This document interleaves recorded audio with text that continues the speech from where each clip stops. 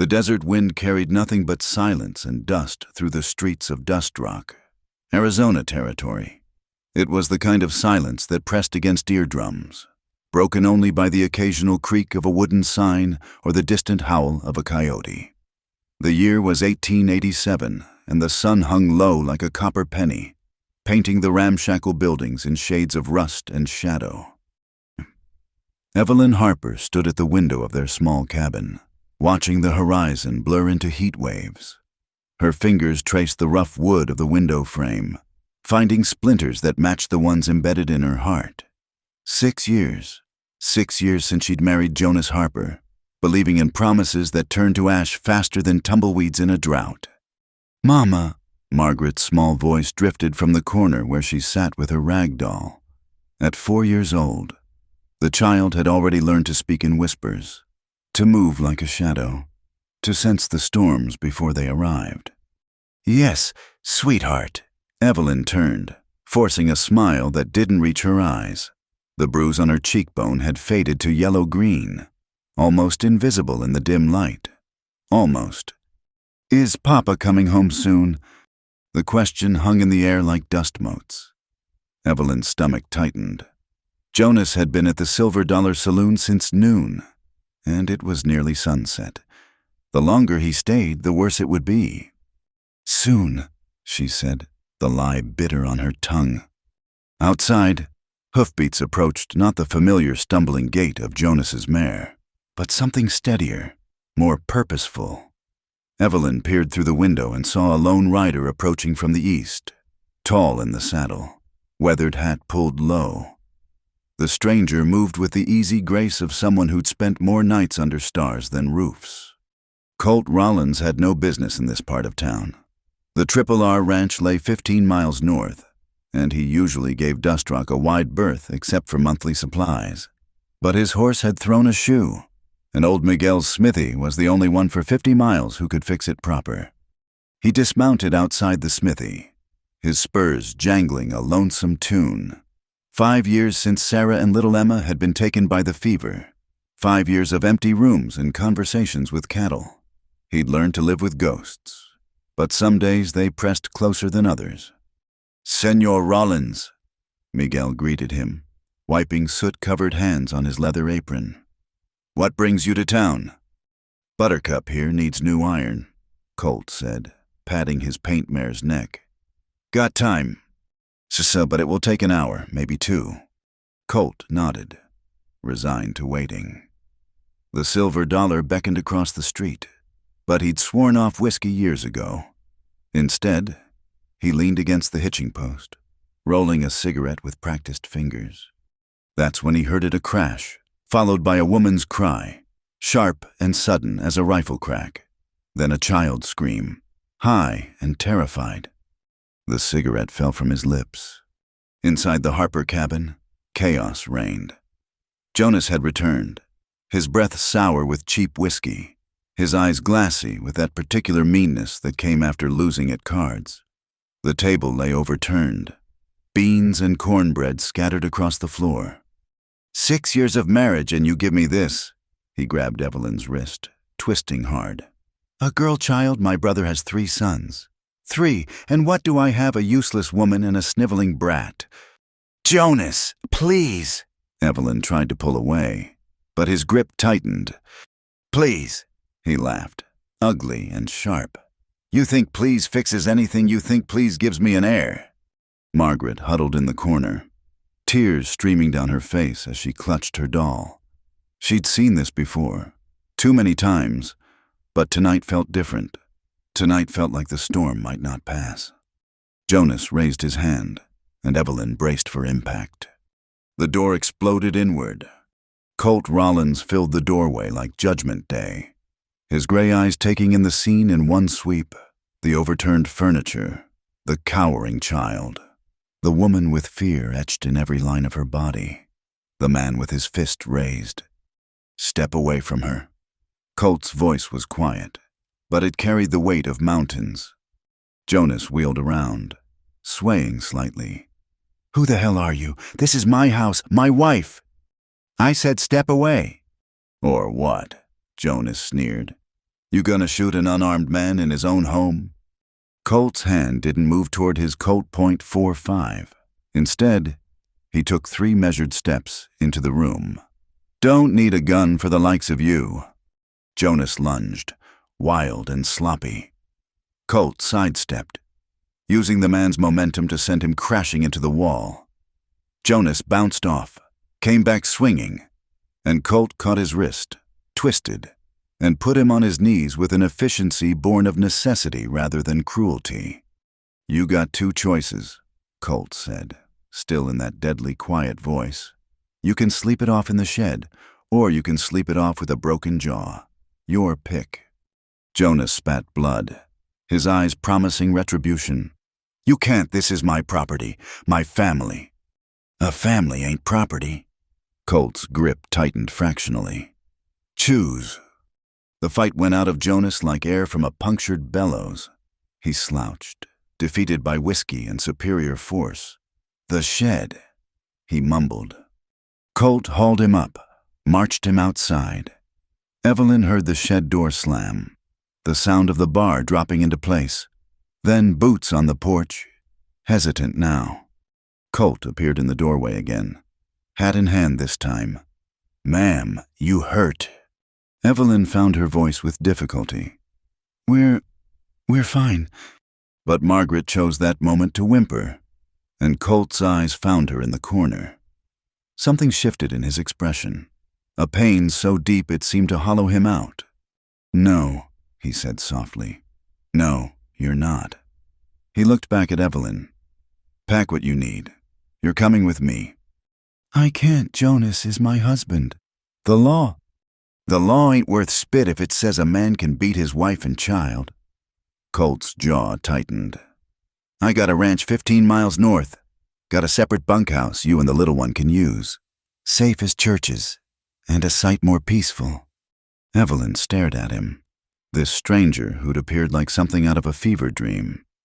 Why would you do this? Colt was quiet for a long moment.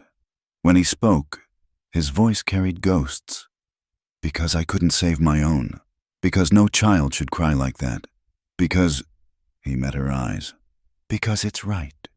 Margaret had crept closer during the exchange, still clutching her doll. She looked up at Colt with those 2 wise eyes children get when they've seen too much. Are you taking us away from Papa?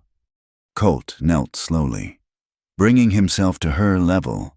Only if your mama says so. But I promise you this, nobody's gonna hurt you at my place. You have my word. What's your word worth, Mr. Despite everything, Colt's lips twitched toward what might have been a smile. Well now, that's a fair question. My word's worth my life. Little miss, ask anyone from here to Tombstone. Evelyn watched this interaction, saw how carefully Colt moved, how he kept his hands visible, his voice gentle. This was a man who knew about frightened creatures. We can't, she said, but her conviction wavered. What would people say? People say a lot of things. Don't make 'em true. Colt stood slowly. Ma'am, I've been in enough fights to know when someone's at the end of their rope. You stay here. One day he's gonna go too far. One day. Sorry ain't gonna be enough. The truth of it hit her like cold water. How many times had she covered bruises with powder? How many times had she made excuses? How many times had Margaret asked why Papa was angry? Just for tonight, she heard herself say, until he sobers up. Colt nodded, though something in his eyes suggested he knew better. I'll wait outside while you pack. It took Evelyn less than 10 minutes to gather their meager possessions. A few dresses, Margaret's doll and blanket, her mother's Bible, the small stash of coins she'd hidden beneath a loose floorboard. Their whole life fit into a single carpet bag. Outside, Colt had retrieved his horse from Miguel's and procured a wagon from somewhere. He helped them up without comment, his touch careful and impersonal. Margaret sat between them on the bench seat, still clutching her doll. As they rolled out of Dust Rock, Evelyn looked back once. The cabin sat dark and small against the vast desert, the shed beside it silent. She thought she should feel something: guilt, fear, sorrow. Instead, She felt only a strange lightness, as if she'd set down a burden she'd carried so long she'd forgotten its weight. "What's your name, Mr.?" Margaret asked as the lights of town faded behind them. "Colt Rollins." Like the gun. Just like that. Margaret considered this. "My name's Margaret, but Mama calls me Maggie. This is Josephine." She held up the doll. "Pleased to meet you both." They rode in silence for a while, the wheels creaking a rhythm against the desert floor. Stars emerged one by one, diamonds scattered across black velvet. Evelyn found herself breathing deeper, tasting sage and creosote on the night air. "Thank you," she said finally, the words inadequate but necessary. Colt glanced at her, his profile etched silver by moonlight. "No need for thanks, ma'am. Just doing what any decent man would do." But Evelyn knew that wasn't true. Plenty of men had heard the screams over the years. Plenty had seen the bruises. None had broken down the door.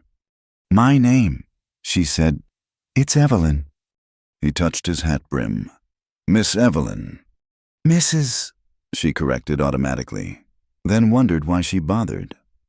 "Evelyn," he said simply, and somehow that was better. The Triple R ranch materialized out of the darkness like a promise. Wooden buildings solid and well-maintained. Corrals sturdy. Everything speaking of care and competence, even in the moonlight. Evelyn could see the difference between this and Jonas's haphazard homestead. Colt pulled up in front of a small bunkhouse, set apart from the main house. "This'll be yours," he said. "Got its own stove, water pump out back. I'll bring supplies in the morning." He helped them down, carried their bag inside. The bunkhouse was simple but clean: 2 beds, a table, chairs, a wood stove already laid with kindling. It smelled of cedar and soap instead of whiskey and anger. "Lock the door behind me," Colt said. "Not that you need to. My men know better than to come near without invitation, but it might help you sleep easier." Evelyn nodded, throat tight with emotions she couldn't name. Colt paused in the doorway, silhouetted against stars. "That little girl deserves to laugh," he said quietly. "Every child does. Maybe she can learn that here." Then he was gone, boots fading across the yard. Evelyn stood in the doorway, watching him disappear into the main house, for the first time in 6 years. She turned a lock that was meant to keep danger out instead of keeping her in. "Mama," Margaret tugged at her skirt. "Is this our new home?" Evelyn looked down at her daughter, their daughter, hers alone in every way that mattered. "Just for now, sweetheart." But as she tucked Margaret into bed, as she listened to the child's breathing slow into sleep, as she sat at the table with her mother's Bible open to Psalms, Evelyn wondered if "just for now" might become something more. Outside, coyotes called to each other across the desert. But here, in this borrowed sanctuary, mother and child were safe. For tonight, that was enough. For tonight, the silence was finally peaceful. Dawn broke over the Triple R ranch like a promise kept. Golden light spilled across the desert, painting the sagebrush in shades of amber and rose. For the first time in years, Evelyn woke without the tight knot of dread in her stomach. No heavy footsteps, no slamming doors. Only the distant lowing of cattle and the cheerful chatter of birds greeting the new day. Margaret still slept, curled around Josephine like a comma, her face peaceful in a way that made Evelyn's heart ache. How long since she'd seen her daughter sleep without worry lines creasing that small forehead. A soft knock interrupted her thoughts. Evelyn tensed automatically, then remembered Jonas didn't knock. "Ma'am, Miss Evelyn," Colt's voice came muffled through the door. "Brought breakfast fixings and some supplies." Evelyn smoothed her hair, suddenly aware of her rumpled dress, the same one she'd worn yesterday. She opened the door to find Colt standing with a loaded basket, his hat already dusty from morning chores. Didn't mean to wake you," he said, not quite meeting her eyes. "Just thought you might be hungry." "We're awake. Please, come in."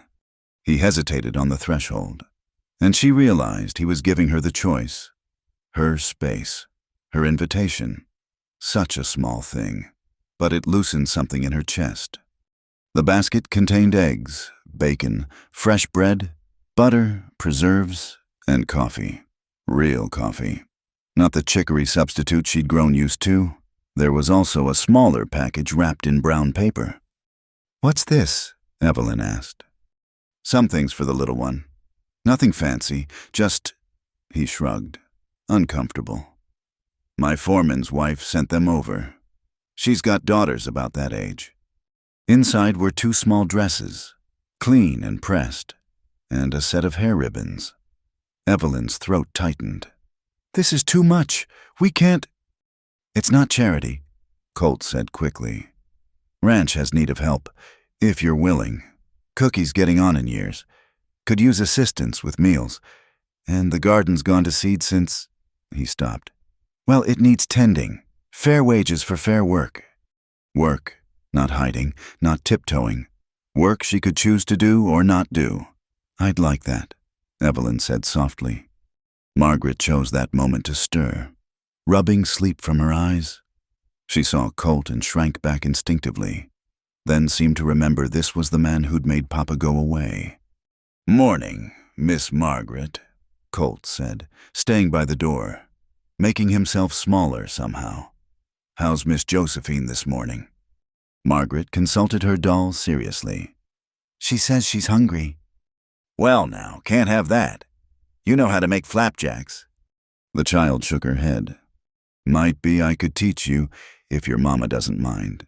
Used to make them for—" Again that pause, that swallowed grief. "I make pretty good flapjacks." And so Evelyn found herself watching this weathered rancher teach her daughter to mix batter, his massive hands gentle as he guided her small ones. Margaret's giggles when batter splattered on her nose were a sound Evelyn had almost forgotten existed. After breakfast, Colt showed them around the ranch. The main house stood solid and welcoming. 2 stories of adobe and timber with a wide porch, the bunkhouse where the ranch hands slept, the barn, immaculate and organized, the chicken coop, the smokehouse, the garden plot gone wild with neglect. "Used to be beautiful," he said of the garden, and Evelyn heard the weight of memory in those words. "Sarah planted herbs and vegetables, some flowers too. Haven't had the heart to—" He cleared his throat. "Well, it's yours if you want it." 3 ranch hands emerged from the barn, curious but respectful. Colt introduced them old Pete, who'd been with the ranch since Colt's father's time, Miguel's nephew Luis, and a young man called Dusty on account of his perpetual state of dishevelment. "This is Mrs. Harper and her daughter Margaret," Colt said, and Evelyn noticed he used Mrs. like armor, establishing boundaries. "They'll be staying on, helping with the household chores. Any man who forgets his manners will be looking for new employment before sundown." "Clear." The men nodded, touched their hats. Old Pete stepped forward, grizzled but kind-eyed. "Welcome to the Triple R, ma'am. You need anything, just holler." As the days passed, a routine emerged. Evelyn woke with the sun, prepared breakfast for the ranch hands, worked in the garden while Margaret played nearby. The soil was hard and reluctant at first, but gradually yielded to her persistence. She found seed packets in the shed, carefully labeled in a feminine hand, "Sarah's Garden," written on the outside of the box. "You don't mind?" she asked Colt one evening as he stopped to inspect her progress. Mind. He looked at the neat rows of vegetables starting to sprout, the herb garden taking shape. "No, it's good to see life here again." Margaret had taken to following old Pete around like a shadow, absorbing his stories about horses and cattle, learning to scatter grain for the chickens without fear. Her laughter rang across the yard more often now, though she still startled at sudden noises, still went quiet when men raised their voices. Colt kept his distance, careful and considerate. He took his evening meals with them sometimes, when invited, but never presumed. He taught Margaret to whittle Only with supervision, and only with this special knife that ain't too sharp, and told stories about the stars while they sat on the porch after supper. That there's Orion, he pointed out one clear night. The hunter. See his belt? 3 stars in a row. Why's he hunting? Margaret asked, nestled against her mother's side. Different folks tell it different ways. The Greeks said he was hunting for love. The Apaches I knew said he was hunting for wisdom. He paused. Maybe he's hunting for whatever he lost. Evelyn felt the weight of that statement, the grief that colored his words. What did you lose? She asked softly after Margaret had dozed off. Colt was quiet so long she thought he wouldn't answer. Everything, he said finally. Sarah and Emma. Scarlet fever took them while I was away on a cattle drive. Came home to empty rooms and 2 crosses on the hill. I'm sorry. 5 years ago now. Some days it feels like yesterday. Some days like a lifetime. He looked at her sideways. What did you lose? The question surprised her. People didn't ask what women lost in marriage, only what they gained. Myself, she said after consideration. My voice, my choices, my daughter's laughter. But you're finding them again. Am I? Evelyn looked down at Margaret's sleeping face. Sometimes I wake up certain he's coming, that this is all a dream and I'll hear his boots on the porch, smell the whiskey. He won't come here, Colt said with quiet certainty. Man like that's a coward at heart. He hurts what can't fight back. Here, you've got protection. For how long? The question escaped before she could stop it. This isn't... We can't stay forever. Why not? The simple question hung between them like a bridge she wasn't ready to cross. One day, Reverend Mills appeared on his circuit, his wagon raising dust clouds visible for miles, a scarecrow of a man with kind eyes and a voice made for sermons. He greeted Evelyn with genuine warmth. Mrs. Harper, I heard you were staying at the Triple R. How are you faring? Evelyn tensed, waiting for judgment, but found only concern in his weathered face. We're well. Reverend, Mr. Rollins has been very kind. Colt's a good man. Tragedy either breaks a person or tempers them like steel. In his case, it did the latter. The Reverend accepted her offer of lemonade gratefully. I also heard about the difficulties with your husband. I'm still married, Evelyn said quickly. I haven't broken my vows. I'm just taking shelter. Reverend Mills studied her over his glass. Tell me, Mrs. Harper, what do you believe marriage vows mean? To love, honor, and obey. But it goes both ways. Doesn't it? To love, honor, and cherish. To protect and provide for. Seems to me when one party breaks the covenant repeatedly, endangering body and soul. He shrugged. God is love, Mrs. Harper.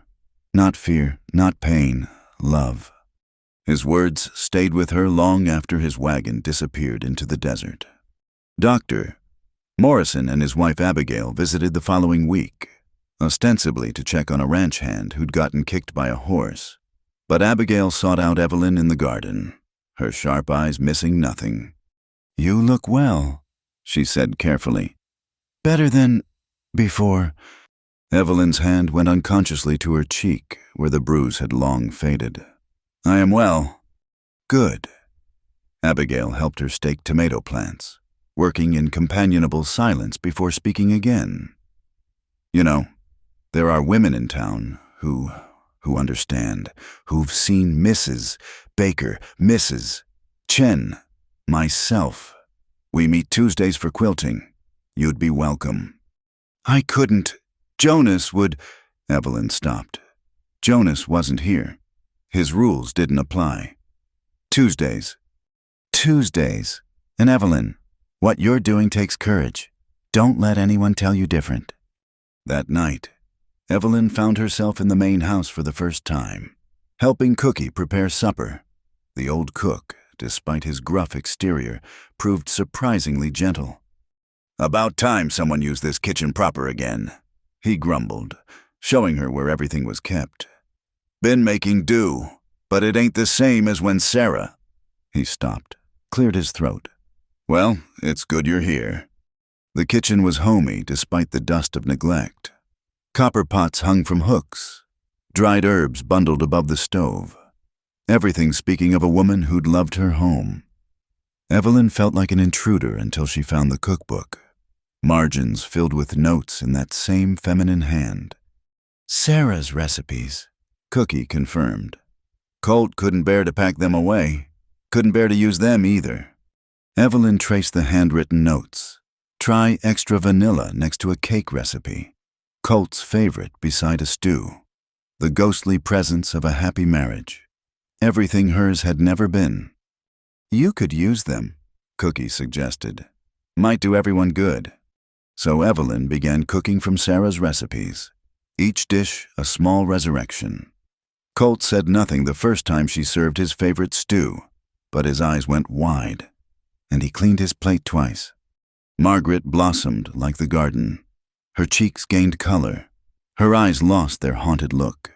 She helped gather eggs without being asked, sang to the chickens, painted pictures with berry juice and charcoal. When thunder rolled across the desert one afternoon, she ran to Evelyn instead of hiding. It's just God bowling, old Pete had told her, and somehow that made it less frightening than Jonas's rages. Colt began teaching Evelyn to ride, case you ever need to get somewhere fast. His hands were careful as he helped her mount the gentle mare, steady when she wobbled, patient with her fear. I've never been on a horse before, she admitted. Nothing to it. Daisy here's a lady. She'll take care of you. And she did, that horse, as if sensing Evelyn needed gentleness. They rode the borders of the ranch, Colt pointing out landmarks, water sources, safe places. Why are you showing me all this? Evelyn asked as they paused atop a ridge overlooking the valley. Everyone should know the lay of the land where they live, he said simply. Knowledge is a kind of freedom. Freedom, such a foreign concept. Yet here she was, choosing her daily tasks, riding a horse, making decisions, small freedoms. Maybe, but freedoms nonetheless. I've been thinking, she said one evening as they watched Margaret play with the barn cats. About what you asked, why we can't stay. Colt waited, patient as always. People will talk. They already are, probably.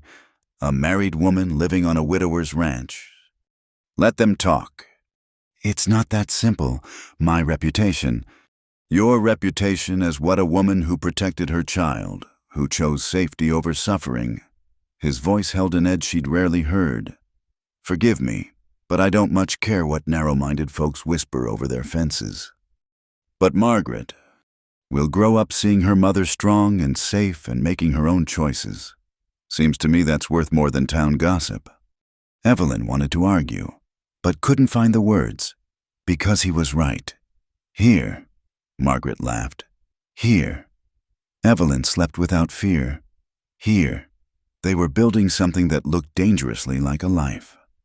I'm scared, she admitted quietly. Scared Jonas will come. Scared this will end. Scared of feeling. She stopped. Feeling what? Safe, happy, attracted to a man who treated her with kindness instead of ownership.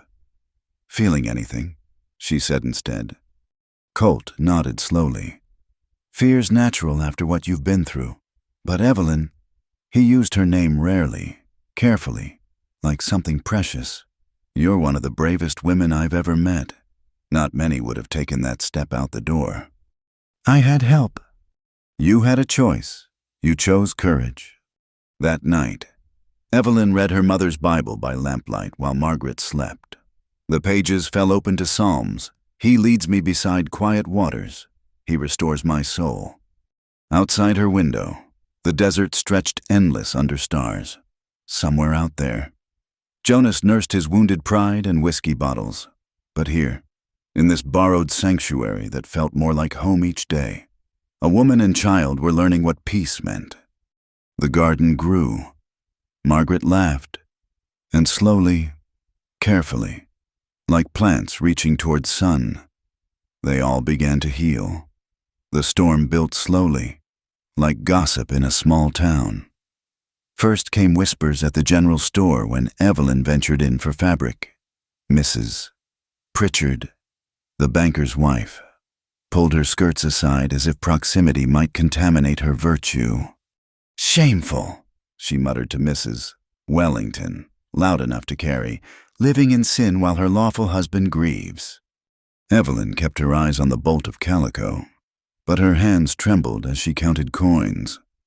The shopkeeper, Mr.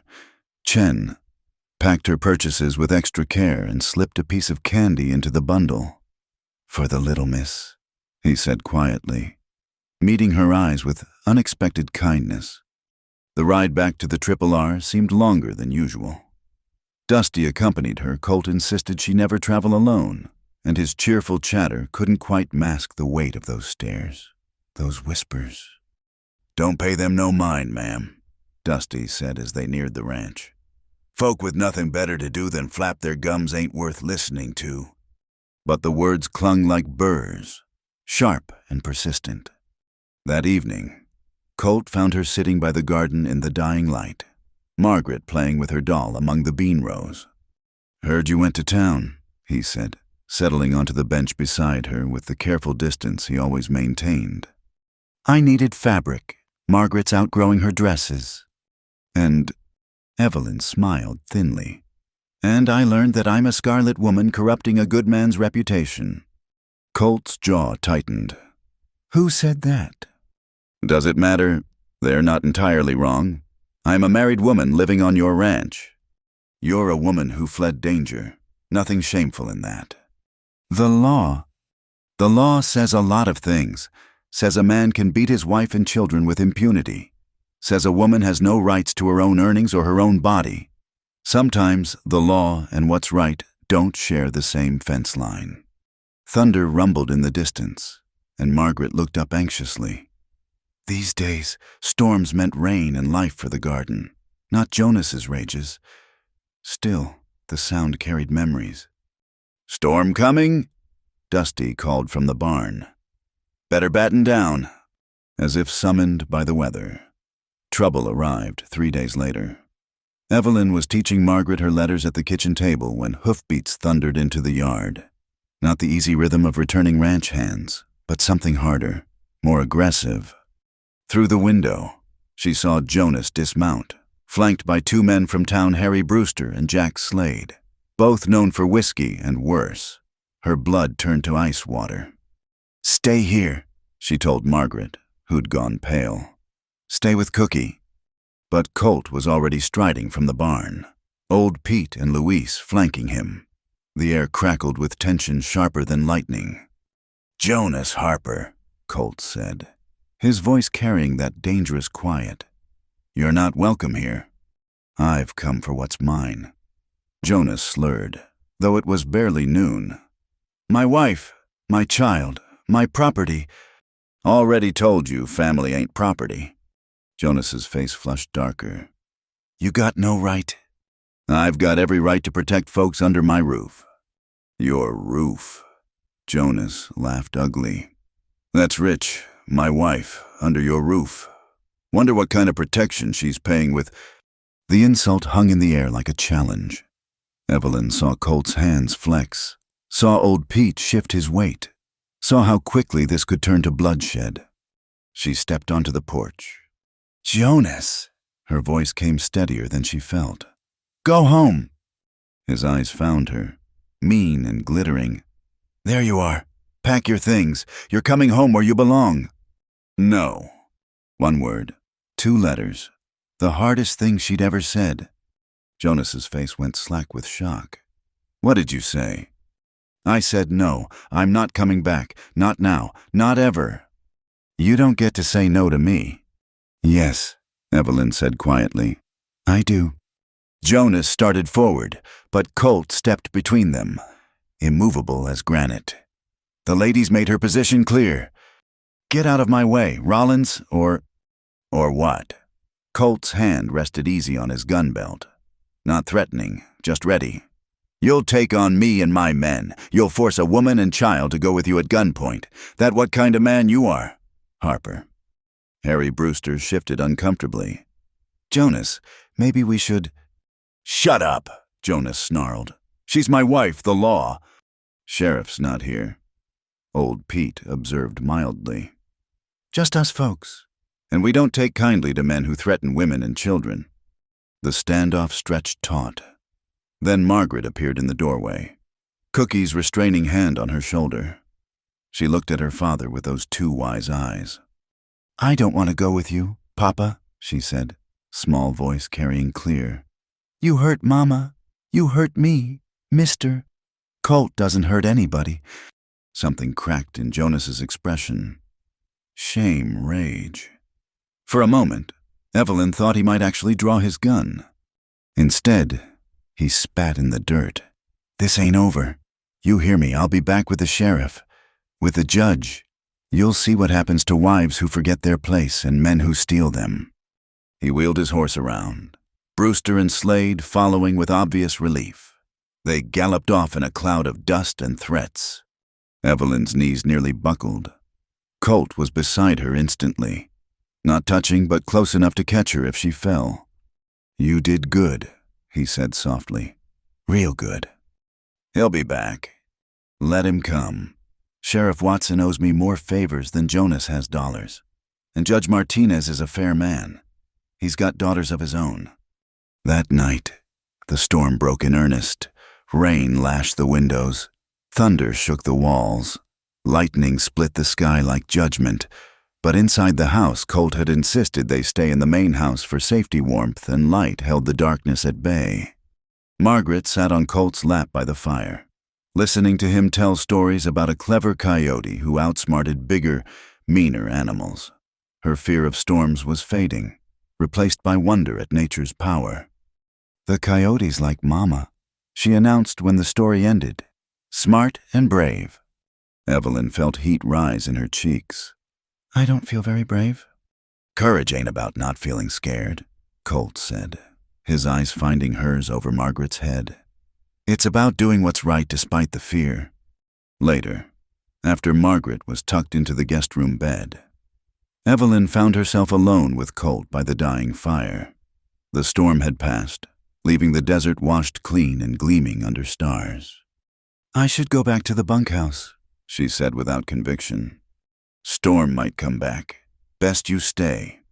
They both knew the storm outside wasn't what kept her there. What Jonas said about payment... Evelyn couldn't finish. Jonas Harper's a fool who thinks everyone's as small as him. Colt stared into the embers. You work hard. The ranch runs better with you here. That's all the payment I need or want. People will still talk. Let them. Their words can't touch what's true. What's true? He looked at her then, really looked at her, and something passed between them that had nothing to do with payment or propriety. What's true is that you and Margaret belong here. What's true is that seeing you both heal, seeing her laugh, seeing you stand up to him today, it means more than you know. Evelyn's heart hammered against her ribs. Colt! I'm not asking for anything, he said quickly. Not expecting anything. Just stay. However you're comfortable. The bunkhouse, the main house, wherever feels safe. Just stay. The fire popped, sending sparks up the chimney. Outside, a coyote called, answered by another, the desert singing its night song. All right, Evelyn whispered. We'll stay. The next morning dawned crystal clear. The world scoured bright by rain. Puddles reflected sky like scattered mirrors.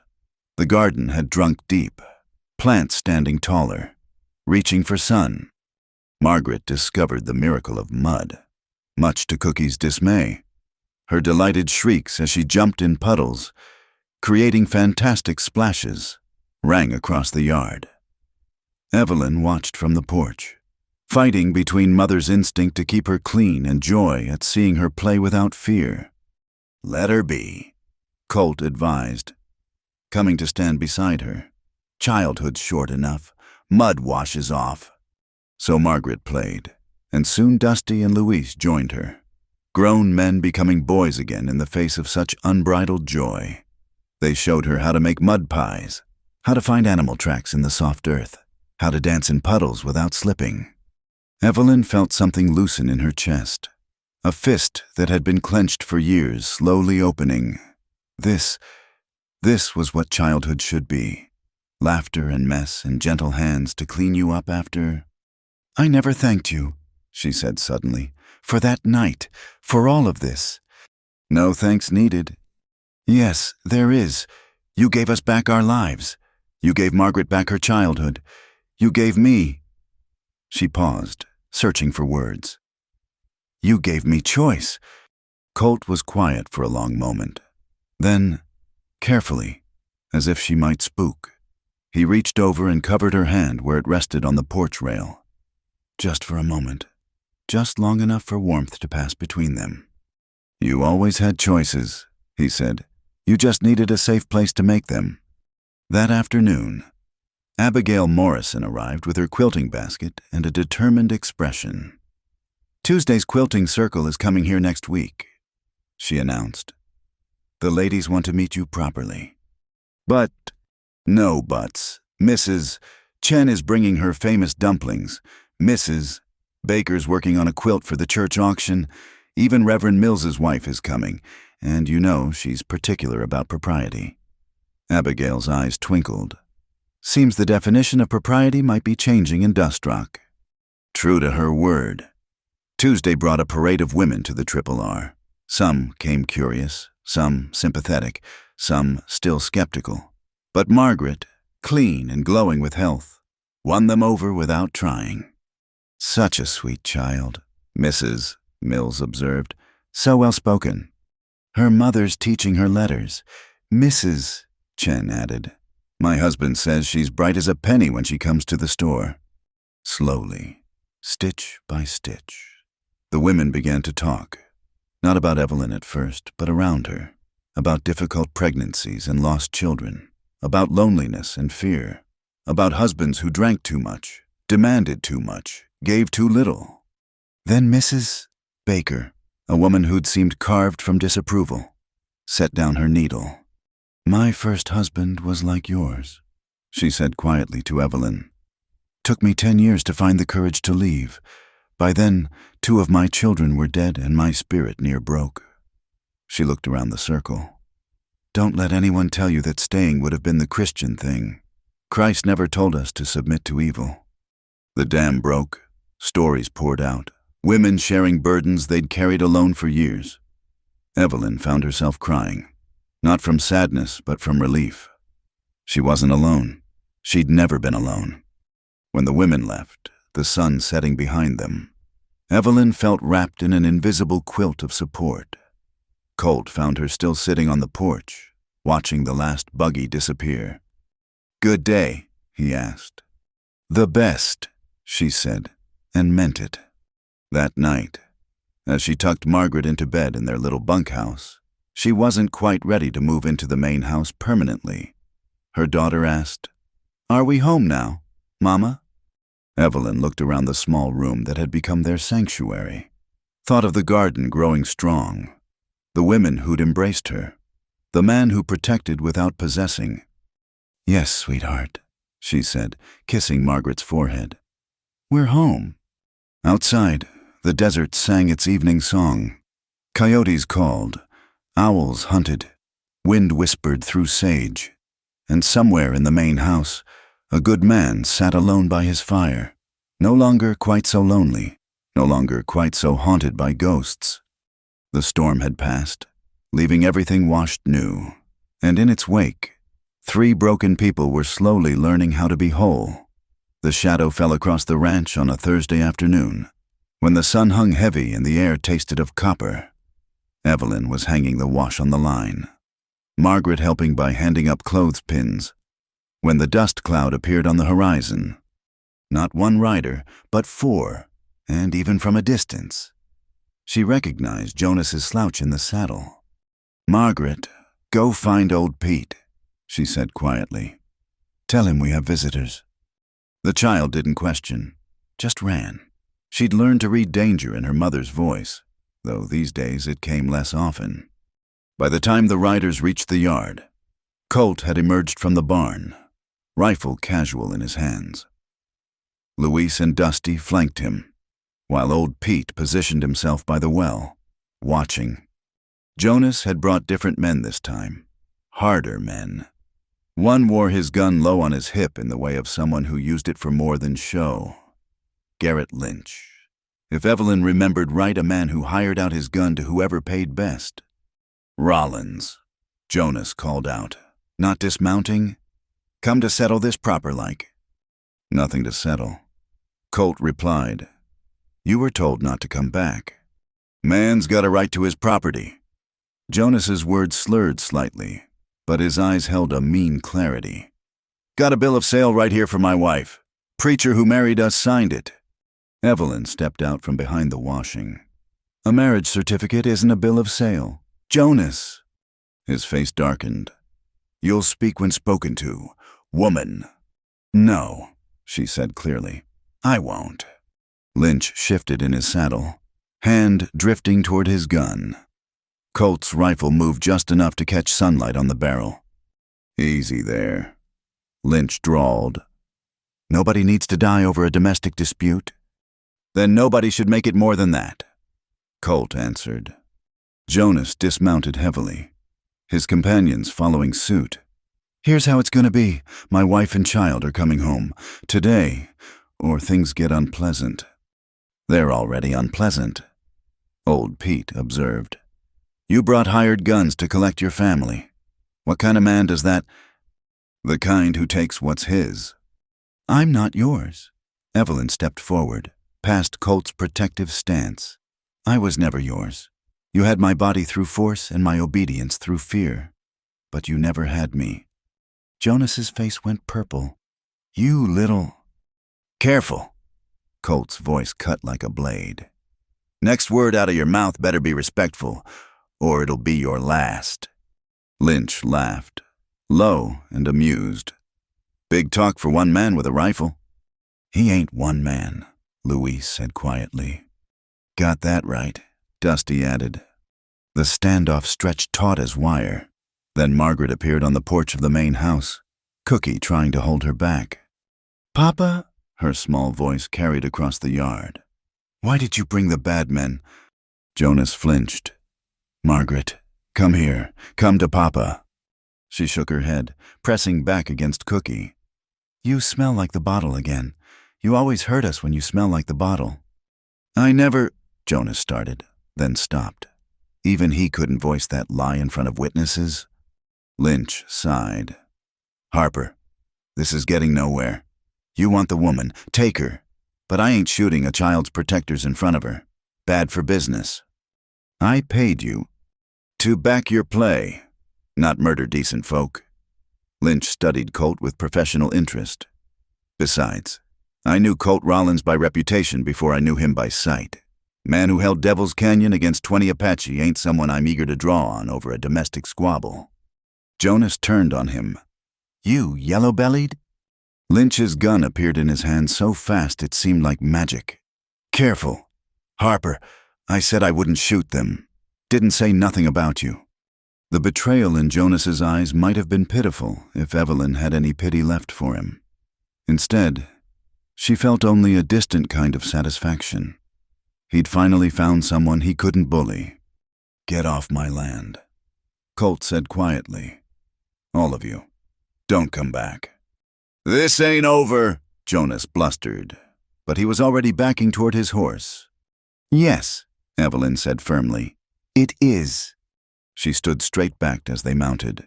As they rode away, only when the dust settled did she let herself sway. Colt's hand steadied her elbow, warm and solid. You did good, he murmured. Real good. He'll try again. Maybe, but men like Lynch talk. Word'll spread that Jonas Harper couldn't retrieve his own wife, that hired guns wouldn't back him. Colt's smile held no humor. Hard to find help when you're a known loser. That evening, Colt did something unexpected. He brought out a Winchester repeating rifle and set it on the kitchen table. "What's this?" Evelyn asked. "Yours, if you want it." He met her eyes steadily. "Every person on this ranch knows how to defend themselves. Time you learn too." "I don't know if I could shoot someone." "Don't have to. Sometimes just showing you can is enough."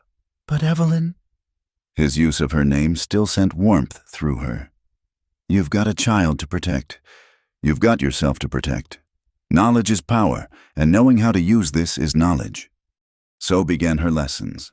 Every evening after supper, Colt taught her to load, aim, fire.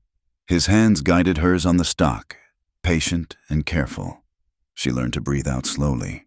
Squeeze, don't pull. Follow through. "You're a natural," he said after she put 6 shots in a tight group. Steady hands, steady eye. "Steady, teacher," she countered, then blushed at the warmth in his gaze. Margaret watched these lessons with serious attention.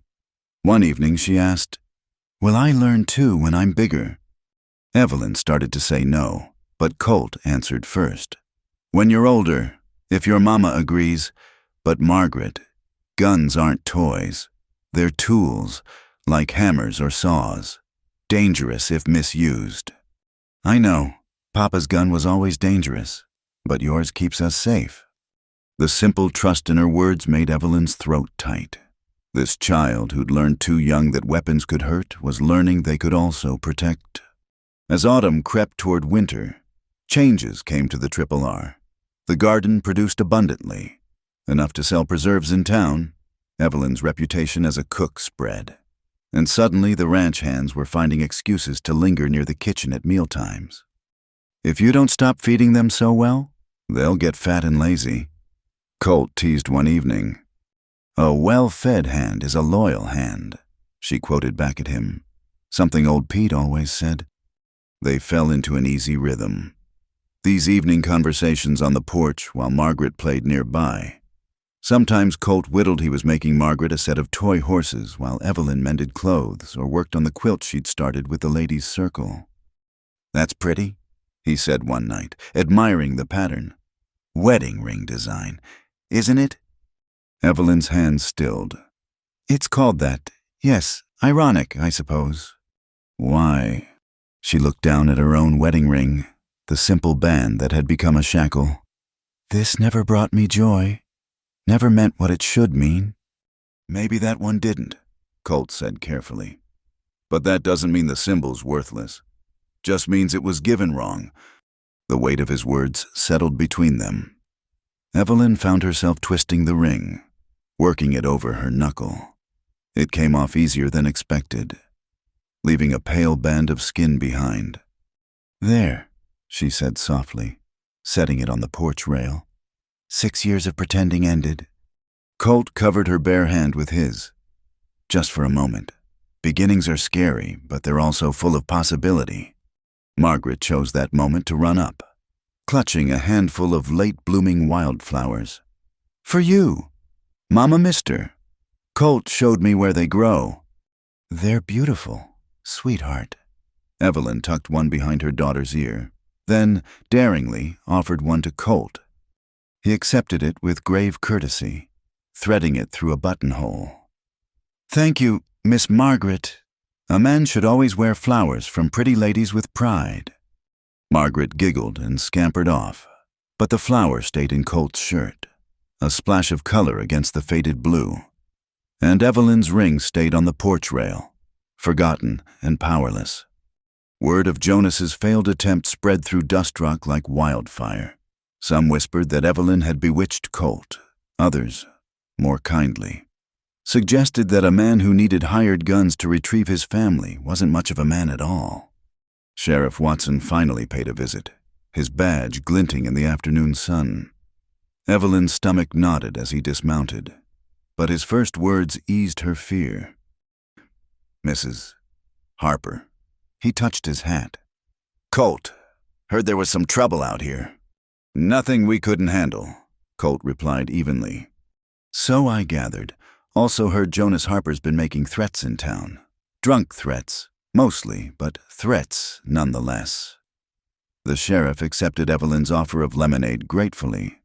"I'm here to tell you official-like that any man who disturbs the peace of this ranch will be arrested. That includes husbands who can't accept when their wives have had enough." "Can you do that?" Evelyn asked. "Ma'am, I'm the law in this county. I can do whatever keeps the peace, and a woman and child living peaceful is better for everyone than a drunk causing trouble." He paused, choosing his words. "My own mother fled a violent man. Took her 3 tries before she found somewhere safe. I was too young to help her then. But I'm not too young now." After he left, Evelyn found herself crying not from sadness but from relief. The law, which she'd thought would always side with Jonas, had just declared itself her protector. "See," Colt said gently, "you're not alone. Never were. Really, just took time for folks to see the truth." That night, as Evelyn taught Margaret to write her letters, Colt worked on something at the other end of the table. Wood shavings curled beneath his knife as he carved with focused intensity. "What are you making?" Margaret asked. "A surprise," he said, "for someone special." Days later, he presented his work, a wooden box, intricately carved with flowers and vines. E.H. worked into the design. "For your sewing notions," he said, almost shy. "Or whatever you'd like." Evelyn traced her initials with wondering fingers. Jonas had never given her anything without expectation. This gift asked nothing, offered everything. "It's beautiful," she whispered. Seemed wrong. You not having pretty things. Everyone deserves beauty in their life. That night, she moved her few precious possessions into the box. Her mother's thimble, Margaret's first tooth, the wildflower Colt had worn, now pressed and dried. Beginnings, she thought, full of possibility. The confrontation with Jonas had shifted something fundamental. Evelyn no longer jumped at hoofbeats. Margaret played further from the house, confident that safety extended beyond the walls. Even the ranch hands seemed more relaxed, joking easier, working lighter. "You've changed this place," old Pete told her one morning. "Brought life back to it." Colt smiles now. Hadn't seen that in 5 years. "He saved us first," Evelyn replied. "Maybe so, but saving goes both ways, doesn't it?" She thought about that as she worked the garden, harvesting the last of the season's bounty. How Colt had given them shelter, but they'd given him purpose. How he'd offered protection, but they'd offered healing. How saving someone else might be the same as saving yourself. That evening, as purple dusk settled over the desert, she found Colt sitting on the porch of the main house, watching Margaret chase fireflies. "Mind if I join you?" she asked. "Been hoping you would," he admitted, making room on the bench. They sat in comfortable silence, watching Margaret's joy at each blinking light she caught and released. The evening star appeared, bright and steady. "Make a wish," Colt said softly. "I don't need to," Evelyn replied. "Everything I could wish for is right here." He looked at her then, really looked at her, and she saw her own feelings reflected in his eyes. Hope, possibility, the tentative beginning of something that might, with time and trust, grow into love. "Evelyn," he began, then stopped. "I'm not good with words." "Then don't use them," she said, and boldly took his hand. His fingers interlaced with hers, careful and strong. They sat that way as stars emerged, as Margaret's laughter painted the darkness bright, as somewhere in the desert a coyote sang of freedom. Jonas would try again. The law was still weighted against women who left their husbands. Winter would come with its own challenges. But for now, in this moment, a woman who'd found her voice and a man who'd lost his held hands in the gathering dark, watching a child discover that the world held wonders worth catching, worth releasing, worth believing in again. The gun lessons continued, but now they felt less like preparation for war and more like insurance for peace, because Evelyn understood. Finally, that true strength wasn't in the weapon, but in the knowledge that you were worth defending. And she was, they all were, worth defending, worth choosing, worth loving. The evening star burned steady overhead, no longer a wish, but a promise. The fever came with the first cold snap of winter, creeping through Dust Rock like a thief in the night. It started in the poorer section of town, among the miners' families, but soon spread its skeletal fingers toward every household, respecting neither wealth nor virtue. Evelyn first heard of it at the Tuesday quilting circle. Mrs. Chen's nephew had taken ill, then the Baker children, then old Mr. Patterson at the livery stable. Doc Morrison was run ragged, riding from house to house with his black bag and increasingly grim expression. "It's the scarlet fever," Abigail Morrison confirmed, her usual cheerful demeanor subdued. "Same as what swept through Tucson last year. We lost 12 souls there, mostly children and elderly." The words sent ice through Evelyn's veins. She looked across the room where Margaret played with the other children, her cheeks pink with health and laughter. The ghost of Sarah and little Emma Rollins seemed to hover in the air, a warning of how quickly joy could turn to grief. That evening, she mentioned the outbreak to Colt. His face went carefully blank, the way it did when he was holding back strong emotion. "We'll keep Margaret away from town," he said. "No trips to the store, no church services until it passes. The ranch is isolated enough. We should be safe." But fate laughs at human plans. 3 days later, Luis came down with chills and fever. They isolated him in the bunkhouse, Evelyn and Cookie taking turns nursing him with willow bark tea and cool compresses. He recovered, though weakened, and they all breathed easier. Then Margaret didn't come for breakfast. Evelyn found her daughter curled in bed, skin burning hot, eyes glassy with fever. The red rash was already beginning to bloom across her chest like deadly flowers. "Mama," Margaret whispered, "my throat hurts." The bottom fell out of Evelyn's world. Doc Morrison came quickly, his examination gentle but thorough. His eyes met Evelyn's over Margaret's restless form, and she read the truth there before he spoke. "It's scarlet fever, no doubt. She's young, previously healthy. That's in her favor. But," he paused, choosing words carefully, "you should prepare yourself. The fever's taken 3 children already this week." "No." The word came out fierce and raw. "No, she's going to be fine. Tell me what to do."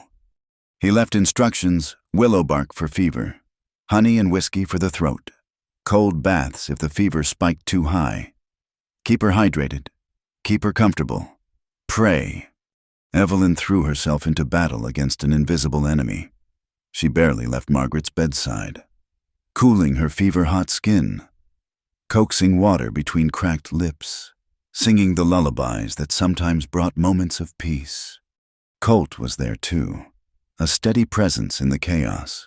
He took over the household duties without being asked, brought meals Evelyn couldn't eat, sat with Margaret when exhaustion finally forced Evelyn to rest. On the second night, Margaret's fever spiked dangerously. She thrashed in delirium, calling for people who weren't there, seeing things that existed only in her fever dreams. "The angels are pretty, Mama," she mumbled. "They say I can come play." "No." Evelyn gripped her daughter's hand. "You tell those angels you're needed here. Your mama needs you. Colt needs you. The chickens need you to feed them." Colt appeared with a basin of cold water and clean cloths.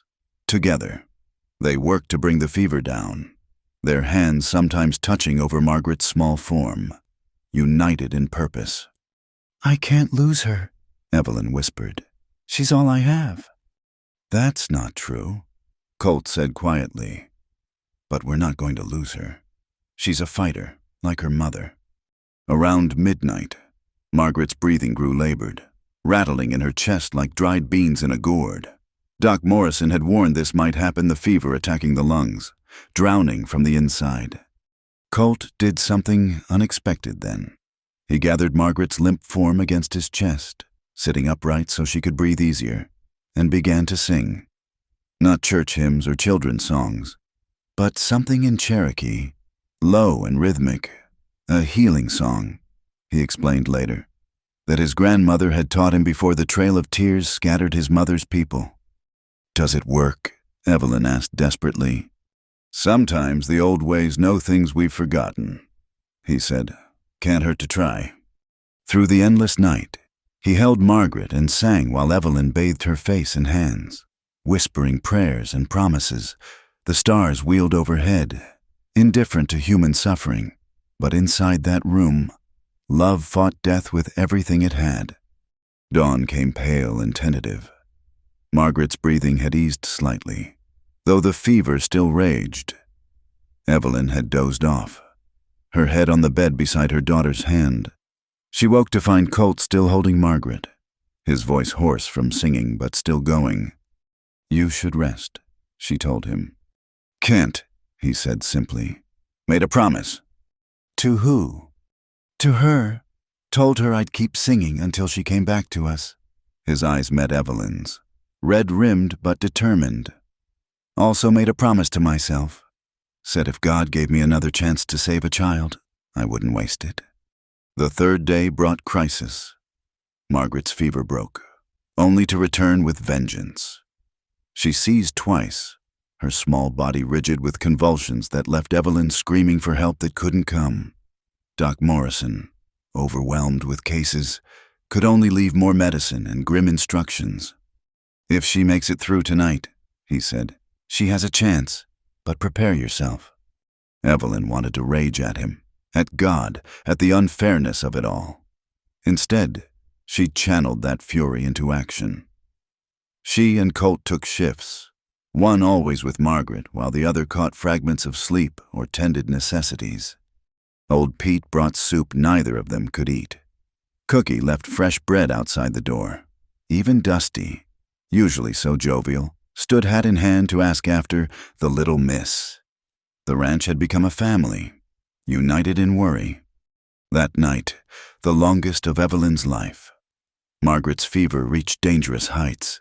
Her skin burned like desert stones in August, her breathing shallow and quick. In her delirium, she called for her father, not Jonas, but Colt. "Papa Colt," she whimpered. "Don't let the bad men take me."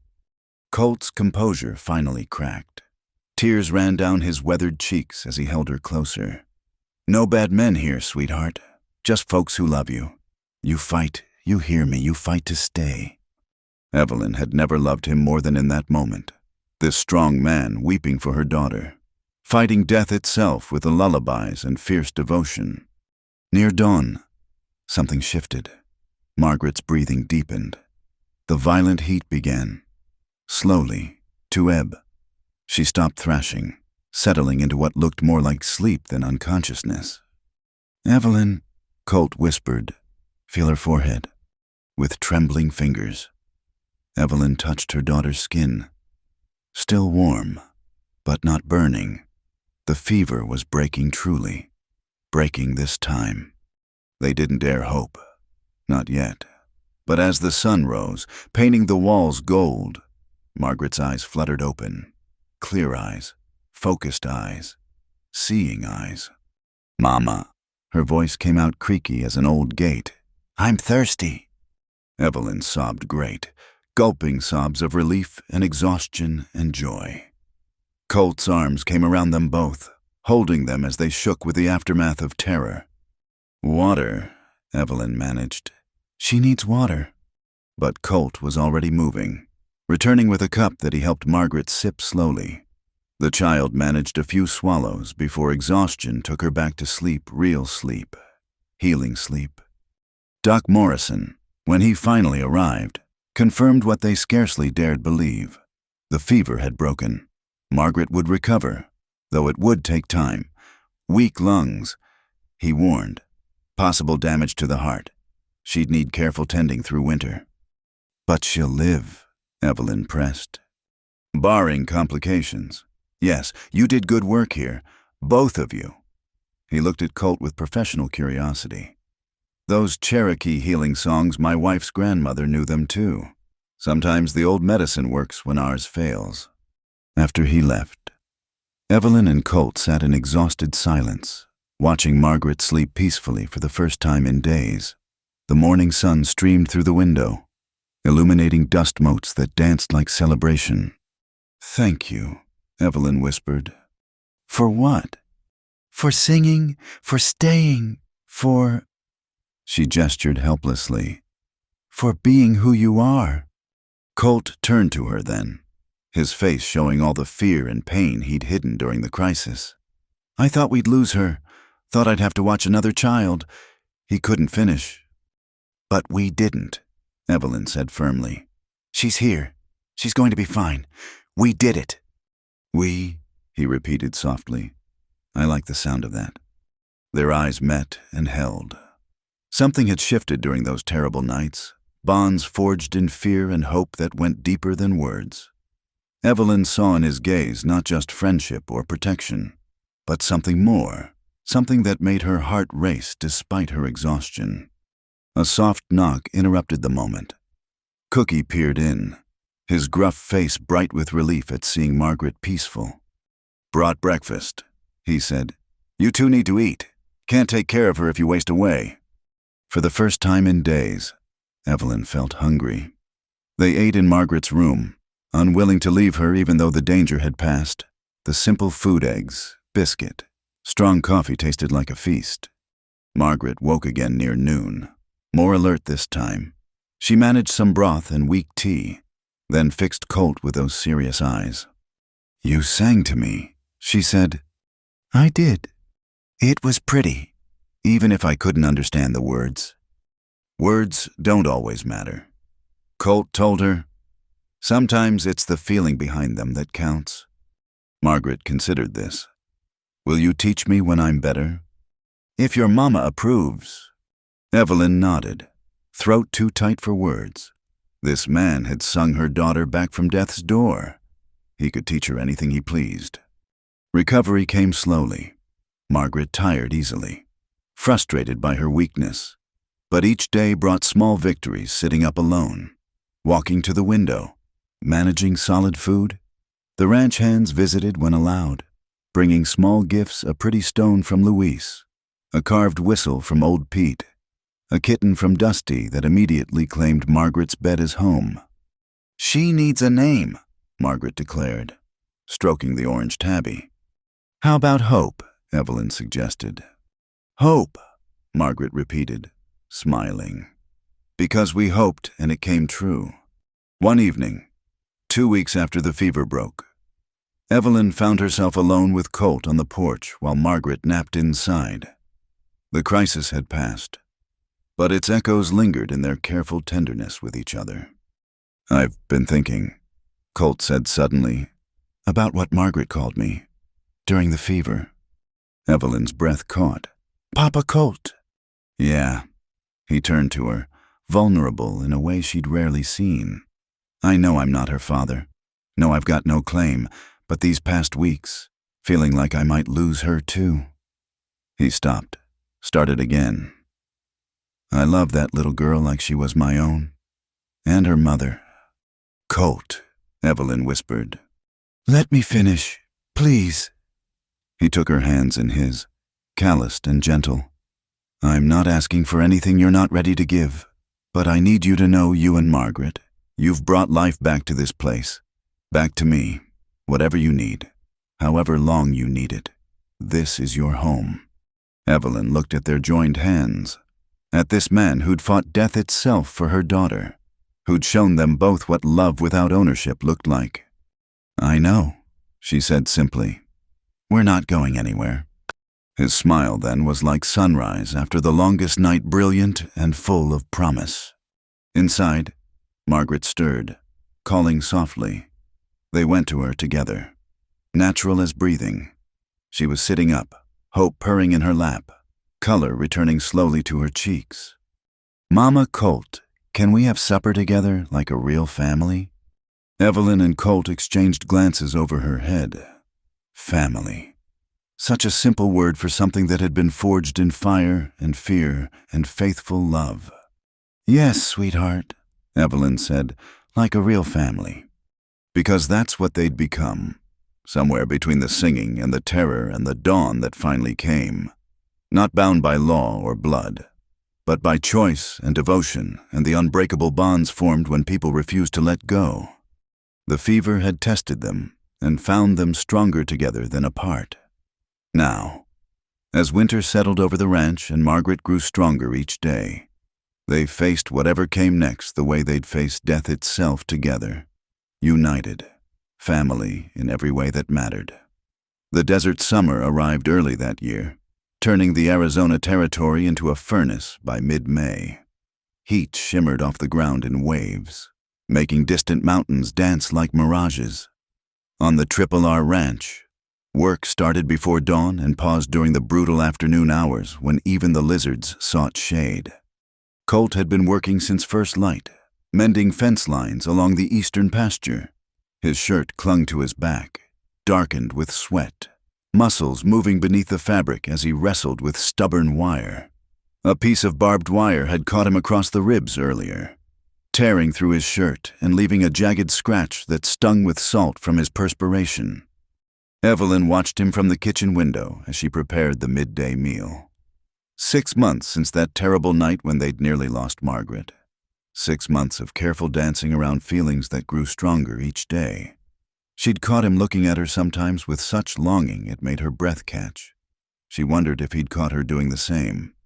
Margaret played in the shade of the porch with Hope and her collection of wooden horses Colt had carved. Her strength had returned fully, though Evelyn still worried when she ran too hard or laughed too long. The child's voice carried through the open window, "And this one's named Buttercup, like Colt's horse, and she's the bravest horse in all the desert." The sight of Colt struggling with the fence made Evelyn decide. She filled a pitcher with cool water from the well, added a clean cloth and the salve she'd made from desert plants, and headed out into the blazing sun. "You'll work yourself to death in this heat," she called as she approached. Colt straightened, wiping his forearm across his brow. His hat sat pushed back, revealing hair darkened with sweat. "Fence won't fix itself. Lost 2 calves through this gap last week." "The fence will still be there after you've rested." She set the pitcher on a flat stone. "You're bleeding." He glanced down at the tear in his shirt, the red line visible through the fabric. "It's nothing. Wire caught me is all." "Nothing has a way of turning into something out here. Sit." He might have argued, but something in her tone brooked no refusal. He settled onto a nearby boulder, watching as she wet the cloth and approached. "Shirt," she said simply. A moment's hesitation. Then he pulled the garment over his head, revealing the full extent of the damage. The scratch ran diagonally across his ribs, not deep but angry-looking. Other scars marked his skin, a puckered bullet wound near his shoulder, a long white line across his back. The map of a life lived hard. Evelyn had tended injured ranch hands before, had doctored countless wounds, but something about this moment, the two of them alone under the vast sky, made her hands tremble slightly as she cleaned the cut. "This might sting," she warned, applying the salve. He didn't flinch, just watched her face as she worked. She was achingly aware of his nearness, the heat radiating from his skin, the rise and fall of his chest under her ministrations. The desert around them hummed with insect song, but it seemed distant, unimportant. "There," she said, her voice coming out huskier than intended. "That should—" She made the mistake of meeting his eyes, gray as storm clouds, dark with something that made her pulse race. The cloth dropped from her nerveless fingers. "Evelyn," he said, her name a question and prayer combined. The sun beat down mercilessly. Sweat beaded on his chest, trailing down in rivulets that drew her gaze. Without conscious thought, her hand followed that path, fingertips barely grazing skin. He inhaled sharply but didn't move, still as a man approached by a wild creature he doesn't want to frighten. The heat, the longing, the months of careful distance, it all crashed together in a moment of pure need. Evelyn leaned forward and pressed her lips to the hollow of his throat, tasting salt and sun and something uniquely him. Then driven by instinct older than thought. She traced her tongue along the line of his collarbone, following the path of perspiration. A sound escaped him, half groan, half prayer. "Darlin!" His voice came rough as gravel. "That's pure torture." She pulled back, sudden doubt flooding her. "I'm sorry. I shouldn't have—" "No." His hands came up to frame her face, gentle despite their urgency. "Don't apologize. Never apologize for that. Just give me a moment to remember I'm a gentleman. What if I don't want a gentleman right now?" The question hung between them, bold as the sun overhead, his control visibly frayed, pupils dilating until his eyes were more black than gray. "You're sure?" he asked, and she heard years of loneliness in those two words, matched by her own. Instead of answering, she kissed him properly, not the gentle, careful kiss she might have imagined, but something desperate and necessary. He responded instantly, one arm banding around her waist to pull her closer, the other tangling in her hair. She could taste his need, feel it in the tremor of his muscles, the careful restraint even in passion. When they broke apart, both breathing hard, he rested his forehead against hers. "Evelyn Harper," he said, wonder coloring every syllable. "What are you doing to me?" "Loving you," she admitted, the words escaping before fear could stop them. "I'm loving you, Colt Rollins." He went absolutely still. Then, with a sound that might have been her name or might have been pure feeling, he was kissing her again, this time slower, deeper, with a tenderness that brought tears to her eyes. His hands mapped her face, her shoulders, her back, as if memorizing her through touch alone. "Say it again," he demanded against her lips. "I love you." Again. "I love you, you impossible man." He laughed then, joy breaking through like water in the desert. "I've loved you since the day you stood up to Jonas in my yard. Loved you through every sunrise, every shared meal, every moment of watching you bloom back to life. Thought I'd die keeping it secret." "No more secrets," Evelyn said firmly. "No more secrets," he agreed, then proved it by kissing her until the desert spun around them. They might have stayed there forever, lost in each other, but for Margaret's voice calling from the ranch, "Mama Colt Cookie says lunch is ready." They broke apart, suddenly aware of their position, him shirtless, her disheveled, both flushed with more than heat. Evelyn tried to smooth her hair, straighten her dress. "We should go," she said, not moving. "We should," he agreed, not moving either. Margaret appeared at the edge of the yard, Hope trailing behind her. The child took in the scene, the abandoned fence work, Colt's missing shirt, her mother's pink cheeks with those two wise eyes. "Were you kissing?" she asked, with the devastating directness of children. Evelyn felt heat flood her face. "Margaret." "Good," the child declared. "Mrs. Chen says kissing means love, and love means family. And we're already family anyway, so you might as well kiss." Colt's laughter rang across the desert. He scooped Margaret up, spinning her around until she squealed. "Out of the mouths of babes," he said, setting her down. "What do you think? Little miss, should I court your mama proper?" "What's court mean?" "It means bringing her flowers and taking her on picnics and telling her she's beautiful until she agrees to marry me." Margaret considered this seriously. "Mama is beautiful, but she already loves you. So maybe you can skip to the marrying part." "Margaret." Evelyn's mortification was complete. But Colt was looking at her with such heat, such promise, that embarrassment melted into something else entirely. "Maybe she's right," he said quietly. "Maybe we've done enough dancing around this." "Colt Rollins, are you proposing to me half-dressed in a pasture?" "Would you say yes if I was—" The question hung there, serious beneath the teasing. Evelyn looked at this man who'd saved them, who'd sung her daughter back from death, who'd shown her what love without ownership looked like. "I'm still married," she said quietly. "In the eyes of the law, The law that let him hurt you for years, the law that says you're property. Colt shook his head. I don't much care about that law. But if it matters to you, we'll wait. We'll do this right. But Evelyn, he stepped closer, mindful of Margaret watching. I want you to know where I stand. You're it for me, you and Margaret both. Whether the law recognizes it or not, you're my family. We're your family, Margaret corrected, wrapping her arms around his leg. Right, Mama. Evelyn looked at them, her daughter, and this man who'd become everything, and felt the last walls around her heart crumble. Right, she whispered. We're family. Cookie's voice interrupted from the house. Food's getting cold. You all planning to eat today or just make calf eyes at each other? The spell broke. Colt quickly pulled his torn shirt back on. Evelyn tried again to tame her hair, and they walked back to the house together. But everything had changed. The careful distance was gone, replaced by something electric and acknowledged. At lunch, their knees touched under the table. Their fingers brushed passing dishes. Every glance held promises. Cookie grumbled about young fools, but his eyes twinkled. Old Pete hummed wedding tunes until Dusty kicked him. The whole ranch seemed to exhale in relief.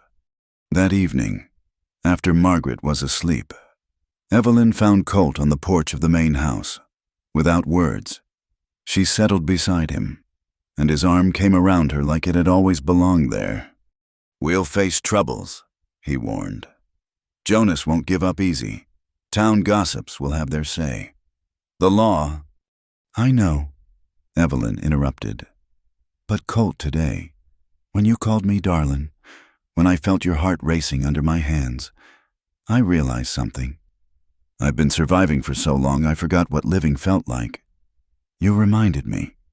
You reminded me too, he admitted. These past months, watching you work the garden, hearing you sing in the kitchen, seeing you with Margaret, it's like the world got colored in again after years of gray. She turned in his arms, studying his face in the lamplight. So what do we do now? Now, he cupped her cheek, thumb stroking across her cheekbone. Now we stop pretending we're not already building a life together. Now we let ourselves be happy. Now. He leaned close, breath warm against her lips. Now I kiss you goodnight and dream about all our tomorrows. The kiss was gentle this time, a seal on promises made when they parted. Evelyn felt something settle in her chest, not the wild desperation of earlier, but something deeper, more certain. Good night, Colt, she whispered. Good night, Darlin, he replied, and the endearment wrapped around her like a blanket. She walked back to the bunkhouse where she still stayed with Margaret, but it felt different now. Not a retreat, but a choice. Soon, perhaps, she'd move into the main house. Soon, perhaps, the law would catch up with their hearts. But for tonight, it was enough to know that she was loved, truly loved, by a man who saw her strength, not her subservience. It was enough to know that Margaret had found her Papa Colt. It was enough to know that from the ashes of one woman's escape, a family had been forged. The desert night sang around her crickets and coyotes and the whisper of wind through sage, and somewhere in that music, Evelyn heard the future calling, bright with promise as a sunrise after the longest night. Tomorrow would bring its challenges, but tonight, she'd tasted freedom on the lips of a good man, felt the solid ground of real love beneath her feet. Tonight, she wasn't Jonas Harper's runaway wife. She was simply Evelyn, beloved and choosing to love in return. And that, she thought as she checked on Margaret sleeping peacefully with hope curled at her feet, was worth every struggle that had brought them here, worth every battle still to come. The Dust Rock courthouse stood like a monument to judgment, its red brick facade baking under the September sun. Evelyn climbed the steps slowly, her best dress already damp with nervous perspiration despite the early hour. Beside her, Colt offered his arm, solid and reassuring. You don't have to do this, he said quietly. We can turn around right now. Yes, I do. Evelyn's voice came steadier than she felt. If I don't face him in court, I'll be running forever. Behind them, Margaret walked between old Pete and Cookie, who'd closed the ranch kitchen to attend. Half of Dust Rock seemed to have done the same. The courtroom was packed when they entered, a sea of curious and sympathetic faces turning to watch their arrival. Jonas sat at the plaintiff's table with his lawyer, a sharp-faced man from Tucson named Garrett Walsh. Jonas had lost weight, his clothes hanging loose, but his eyes held the same mean glitter that haunted Evelyn's nightmares. Judge Martinez, a silver-haired man with kind eyes, called the proceedings to order. We're here in the matter of Harper versus Harper and Rollins. Mr. Walsh, you may present your case.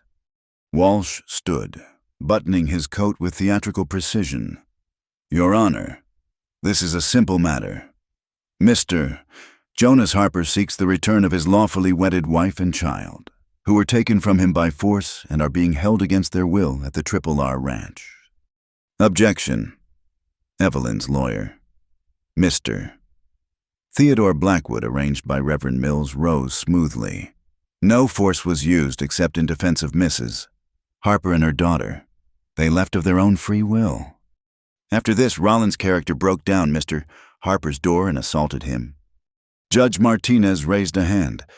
Gentlemen, let's proceed with witness testimony. Mr. Walsh, call your first witness. Jonas took the stand, his testimony painting himself as a devoted husband driven to occasional drink by the stress of providing for an ungrateful family. Evelyn's hands clenched in her lap as lie after lie spilled from his mouth. She's my wife, Jonas finished, playing to the crowd. A man's got rights to his own family. What kind of world is it where another man can just take them? Walsh smiled smugly as he sat. Blackwood rose, approaching Jonas like a mountain cat stalking prey. Mr. Harper, you say you're a devoted husband. How many times would you say you struck your wife?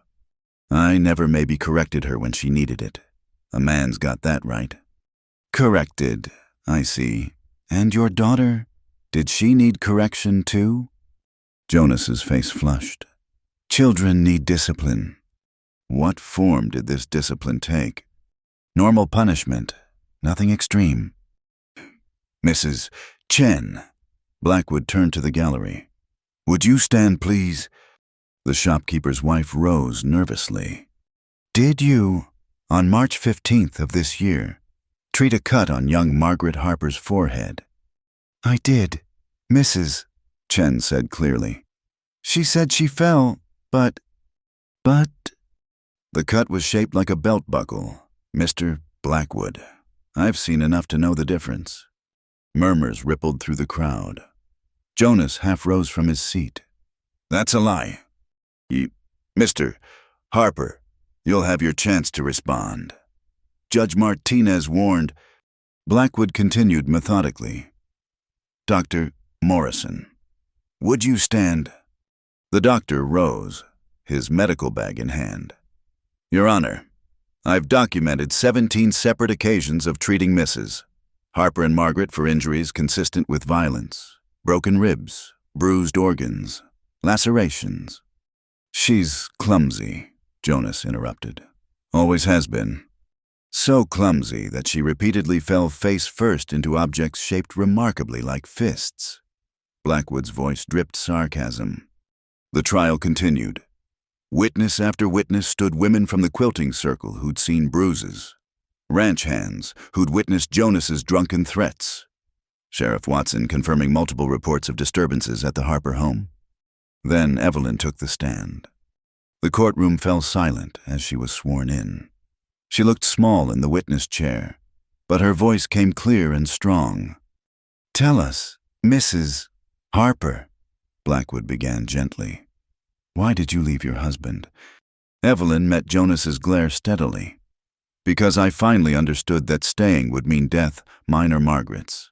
Because no vow I took before God included accepting brutality. Because my daughter deserved better than learning that love comes with fists. You admit you broke your marriage vows. I admit I chose life over slow murder. I admit I chose my daughter's safety over my husband's reputation. If that makes me a bad wife, so be it. It makes me a good mother. Walsh rose for cross-examination, his smile sharp. Mrs. Harper, isn't it true you're now living in sin with Colt Rollins? I'm working as his housekeeper and cook, living in separate quarters with my daughter. But you've been seen together, intimately. Evelyn's chin rose. Mr. Rollins has shown me more true kindness in 6 months than my husband did in 6 years. If that's intimate, then yes. So you admit to adultery? I admit to accepting friendship, protection, and respect. I admit to feeling safe for the first time since my wedding day. I admit to watching my daughter laugh again. Her voice strengthened. I admit to discovering that marriage should be partnership, not ownership. Your Honor, Walsh protested. The witness is making speeches. The witness is answering your question. Judge Martinez replied, Continue, Mrs. Harper. But Evelyn was looking at Jonas now, years of silence breaking like a dam. You want to talk about vows you vowed to love, honor, and cherish. Where was love in your fists? Where was honor in your drunken rages? Where was cherishing in the bruises you left like signatures? Lies, Jonas erupted. Your Honor, she's lying. Then let's hear from the child, Blackwood suggested quietly. The courtroom stirred uneasily. Using children as witnesses was rare, often considered too traumatic. I'll allow it. Judge Martinez decided, but gently, Mr. Blackwood. Margaret approached the witness stand like a small soldier. Colt half rose from his seat, protective instinct flaring, but Evelyn touched his arm. Margaret needed to do this. Hello, Margaret, Blackwood said kindly. Can you tell us why you left home with your mother? Margaret's clear voice carried through the courtroom. Because Papa hurt us. He hurt Mama with his hands and me with his belt. He said it was because we were bad. But we weren't bad. We were just there. Do you want to go back to living with your Papa? No. No hesitation.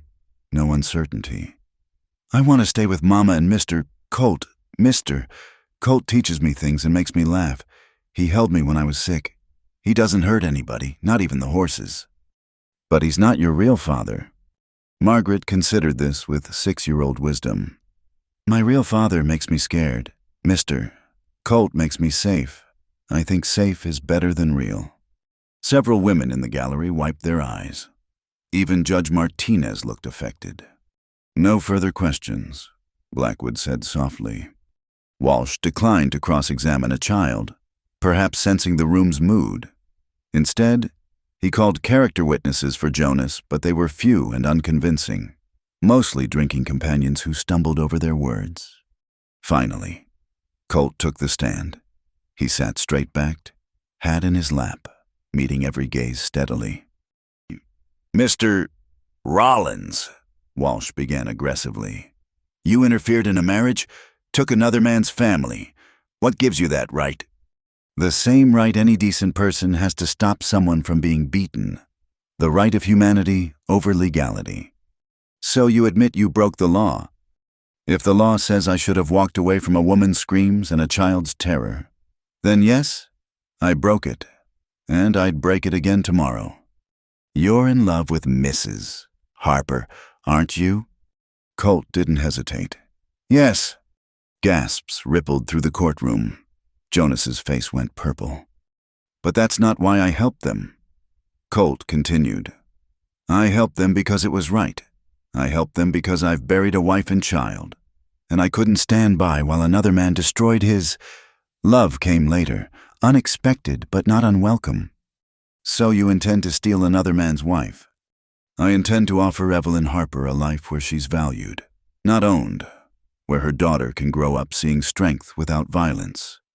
Where, he looked directly at Jonas, where a man's worth is measured by his kindness, not his fists. The closing arguments were passionate. Walsh painted Evelyn as an adulteress who'd abandoned her sacred vows. Blackwood painted her as a survivor who'd chosen life over death, protection over persecution. Judge Martinez retired to chambers. The courtroom buzzed with speculation. Evelyn sat between Colt and Margaret, drawing strength from their presence. 20 minutes later, the longest 20 minutes of Evelyn's life, the judge returned. "This court," he began, "is charged with interpreting the law, but law without justice is mere tyranny. The evidence presented today paints a clear picture of systematic abuse that no person, man, woman, or child should endure." Jonas started to protest, but his lawyer grabbed his arm. "However," the judge continued, "the law regarding marriage is clear. I cannot grant a divorce on grounds of cruelty alone, as current statutes don't recognize such grounds in this territory." Evelyn's heart sank. Beside her, Margaret whimpered. "But," Judge Martinez raised his voice, "I can and do grant a legal separation with the following provisions, Mr. Jonas Harper is forbidden from approaching within 100 yards of Mrs. Evelyn Harper or Margaret Harper. Any violation will result in immediate imprisonment. Mrs. Harper is granted sole custody of the minor child. Mr. Harper's claim of ownership, and I use that word deliberately, is rejected entirely." The courtroom erupted. Women cheered. Men nodded approval. Jonas raged until Sheriff Watson threatened him with contempt. "Furthermore," the judge wasn't finished, "should Mr. Harper continue his harassment, this court will revisit the possibility of permanent dissolution based on abandonment and moral turpitude. Mr. Harper, consider this your only warning." "This isn't over," Jonas shouted as Watson escorted him out. "You hear me? This isn't—" The door slammed, cutting off his threats. Evelyn sat stunned. Not free, not entirely, but protected, recognized, validated. "It's not perfect," Blackwood apologized, "but it's a start. Give it time. Jonas will likely drink himself into real trouble. And then—" But Evelyn wasn't listening. Margaret had thrown herself into her arms, crying with relief. Colt's hand rested warm on her shoulder. Around them, women who'd never spoken publicly about their own bruises were embracing, whispering, planning. Outside the courthouse, Reverend Mills waited with his wagon. "Thought you might need a ride home," he said, eyes twinkling. "All of you." The ride back to the Triple R was quiet, each processing what had happened. Margaret fell asleep against Colt's shoulder, emotionally exhausted. Evelyn watched the familiar landscape roll by, feeling something fundamental shift inside her. "You did it," Colt said quietly. "You stood up in front of everyone and told your truth."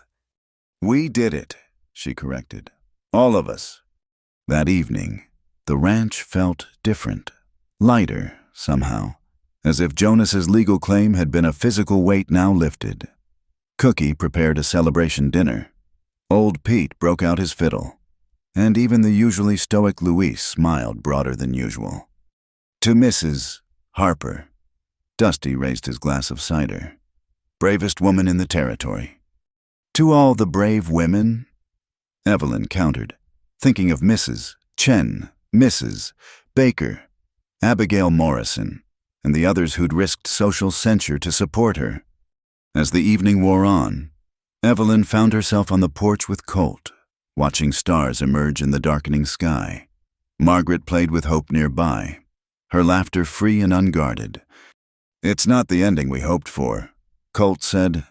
"No," Evelyn agreed. "But it's a beginning. The law recognized that I'm a person, not property, that Margaret deserves protection. That's more than I dared dream 6 months ago. And Jonas will drink himself to destruction or leave the territory in shame. Either way, we're free of him in all but paper." Colt took her hand, interlacing their fingers. "I can wait," he said simply. "However long it takes, I can wait." Evelyn turned to him, this man who'd stood as shield and shelter, who'd testified to loving her in front of the whole town. "I know you can," she said. "But Colt, I don't think we should wait for life to begin. We've done enough waiting, both of us." Understanding dawned in his eyes. "Evelyn, the law says I'm married, But my heart says different.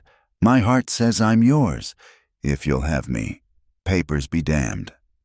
Language, Mrs. Harper, he teased, but his voice was rough with emotion. What would the good Reverend say? I think, Evelyn said, moving closer. The good Reverend would say that God's law supersedes man's law, and God's law says love triumphs over all. Colt kissed her then, there on the porch with the stars as witness, not stolen or secret, but open and honest as their testimony had been.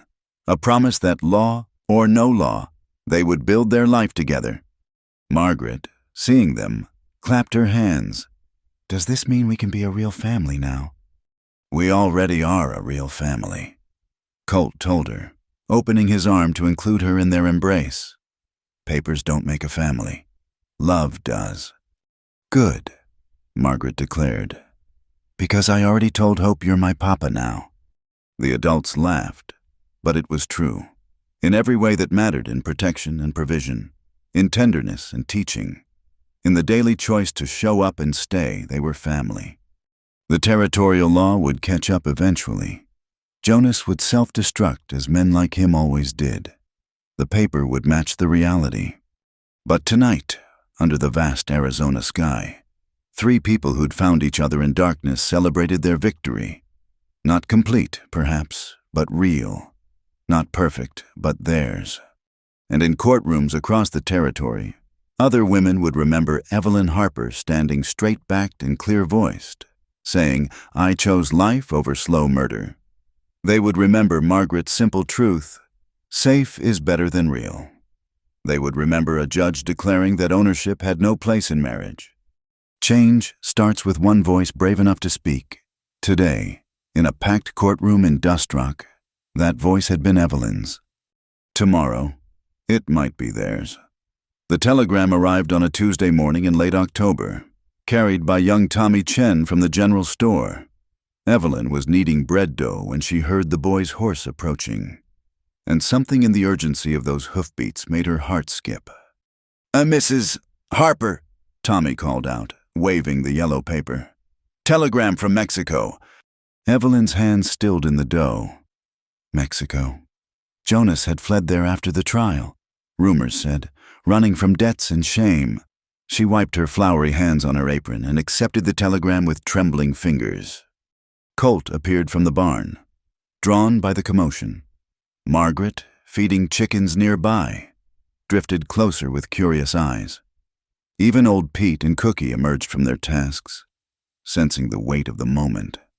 The message was brief, sent by the UPO Marshal's office in Nogales. Jonas Harper deceased, stop killed in saloon altercation, October 20th. Stop body identified by documents. Stop no next of kin listed except yourself.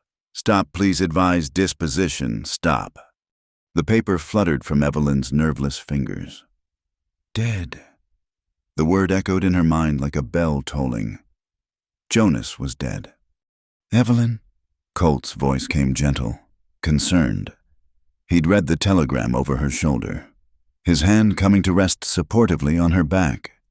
He's gone, she whispered, then louder, wonderingly. He's really gone. Margaret tugged at her mother's skirt. What's wrong, Mama?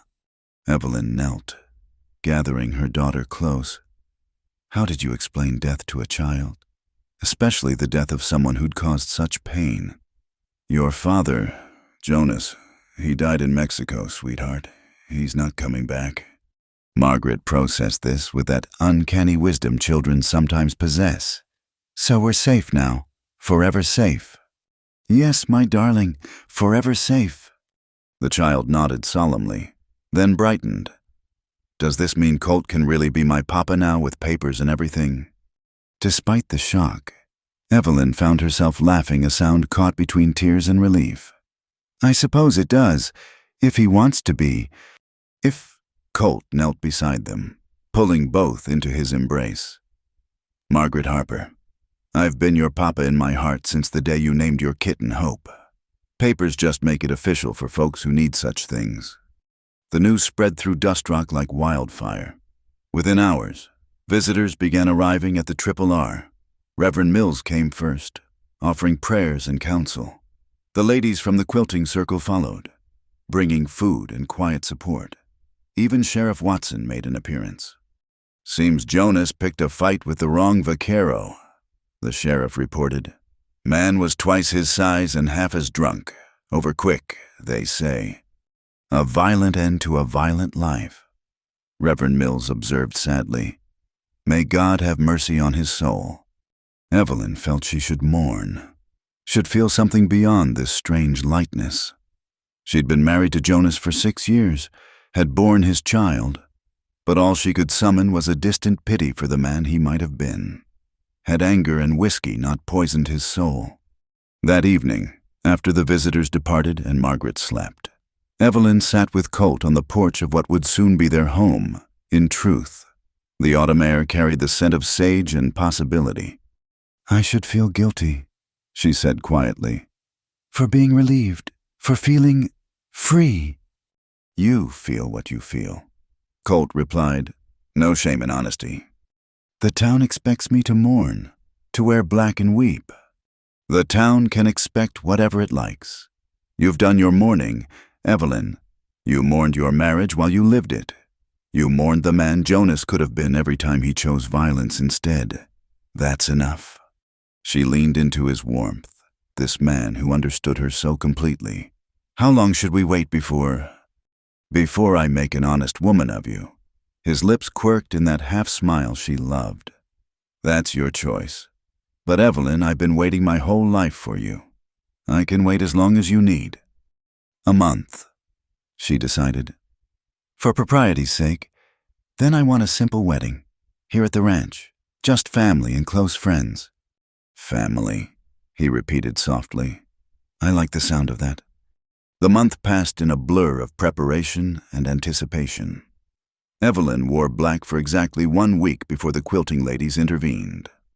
"Enough of this, Mrs.," Chen declared, arriving with an armload of fabric.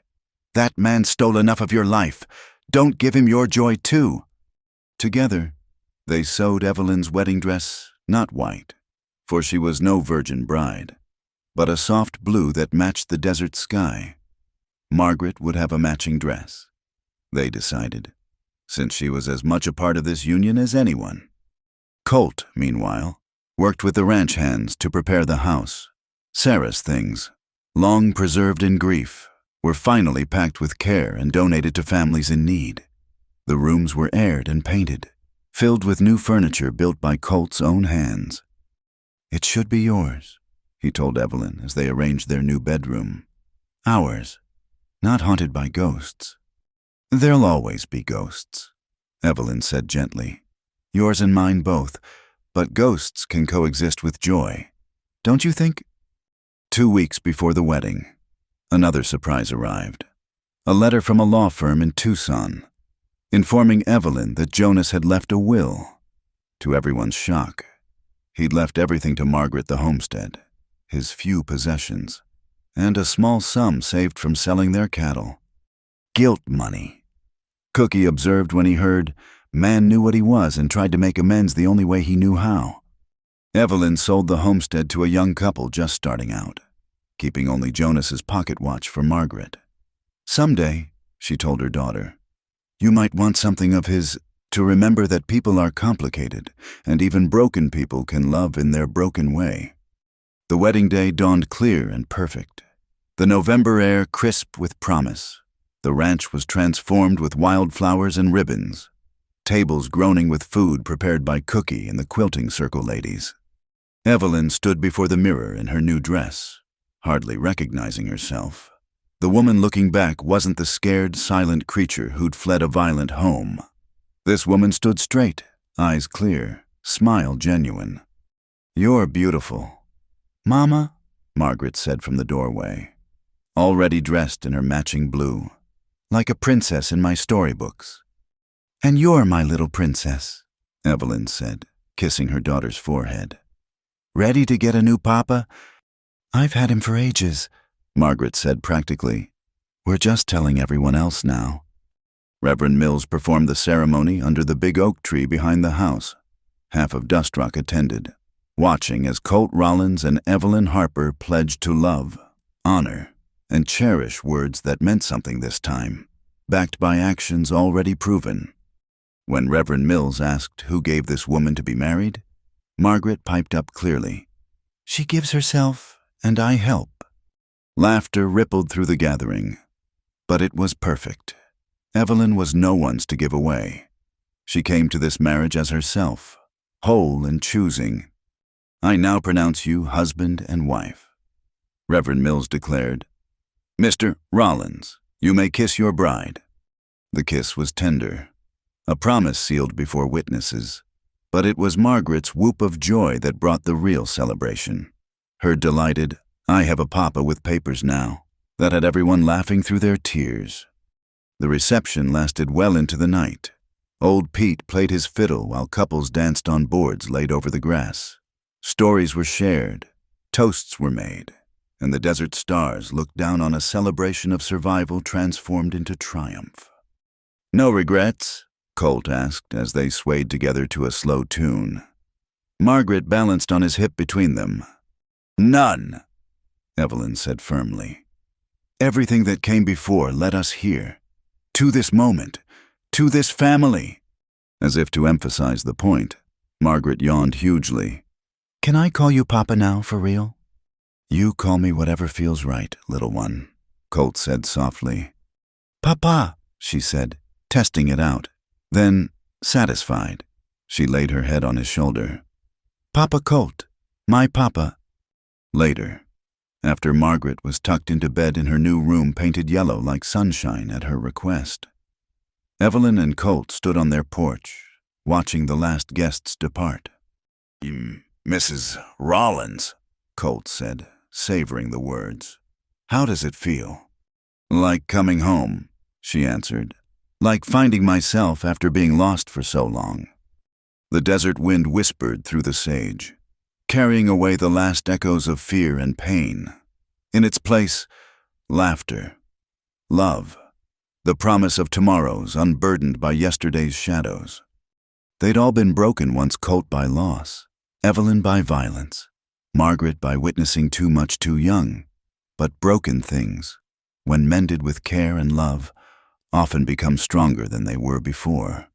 Like the Japanese art Reverend Mills had once described, where cracks are filled with gold, making the repaired piece more beautiful for having been broken. That's what they were, now a family forged in fire, mended with love, stronger for their scars. As winter approached, bringing changes and challenges, they faced them together. Evelyn's garden plans expanded to include herbs for medicine, vegetables for market. Colt taught Margaret to ride properly, to read the weather, to understand the language of the land. Their home filled with laughter, with music, with the small daily miracles of lives lived in love rather than fear. Sometimes, in quiet moments, Evelyn remembered the woman she'd been silent, afraid, convinced she deserved no better. She mourned for that woman, for all the women still trapped in similar situations. But she also celebrated her resurrection, her transformation from victim to survivor to thriver. "What are you thinking?" Colt asked one evening, finding her contemplative by the fire. "About wildflowers," she said. "How they bloom in the harshest places, how they come back after the hardest winters, stronger than before." "Like you," he said, understanding immediately. "Like us," she corrected. "All of us wildflowers, blooming despite everything." Margaret, playing with hope nearby, looked up at her parents with bright eyes. "We're desert flowers," she announced. "The strongest kind, 'cause we grow where nothing else can." And she was right. In the harsh beauty of the Arizona desert, 3 wounded souls had found each other, had chosen each other, had bloomed into something beautiful and lasting. The law had finally caught up with their hearts. The papers matched the truth. But more than that, they'd proven that family isn't made by blood or documents, but by choice, by showing up, by staying, by choosing love over fear, hope over resignation, joy over mere survival.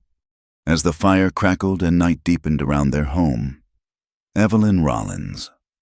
How she loved that name, knew with bone-deep certainty that this was what happily ever after looked like. Not perfection, but partnership. Not absence of struggle, but presence of support. Not a fairy tale ending, but a real-life beginning. And it was more than enough. It was everything. The desert sang its ancient song outside their windows, coyotes and wind. The rustle of night creatures. The vast breathing of the land itself. And inside, a family sat together, planning tomorrow's chores and next spring's garden, writing their future one ordinary, extraordinary day at a time. From silence to voice, from fear to freedom, from surviving to thriving. The transformation was complete, and the living had begun. Thank you for listening to this story of love, courage, and redemption in the Old West. I'd love to hear where you're listening from. Please share in the comments below so we can connect and discuss what this tale meant to you. If you enjoyed this story, please subscribe to Wild West Night. Give this video a like and hit that hype button to help more people discover these powerful narratives of the American frontier.